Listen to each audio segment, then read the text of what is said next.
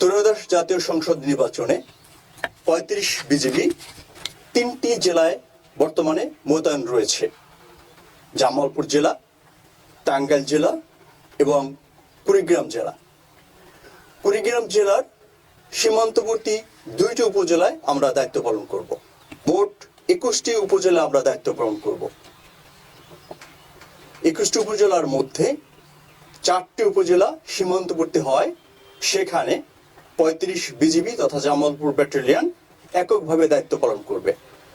অর্থাৎ এই 4টি উপজেলা, জামালপুর জেলার 2টি, বকশীগঞ্জ ও দেওয়ানগঞ্জ উপজেলা এবং কুড়িগ্রাম জেলার 2টি উপজেলা, চর রাজীপুর উপজেলা এবং রৌবাড়ী উপজেলা, এই 4টি উপজেলায় সেনাবাহিনী মোতায়েন থাকবে না।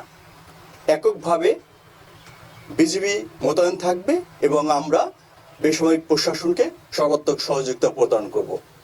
21টি উপজেলায় 21টি অস্থায়ী বেস ক্যাম্প স্থাপনের মাধ্যমে বর্তমানে আমাদের কার্যক্রম পরিচালনা করছি।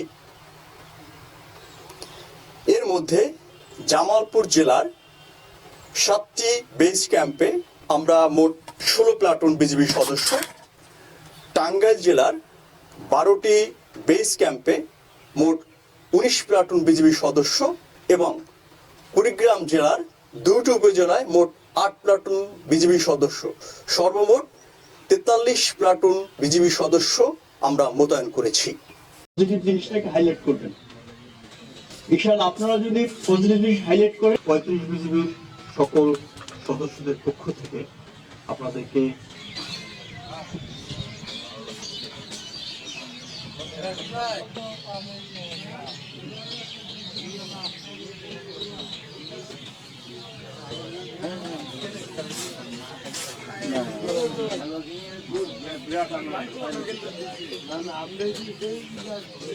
আমাদের দায়িত্ব পালনে সচেতন, সতর্ক এবং আমরা সর্ব দিক দিয়ে নজরদারি বজায়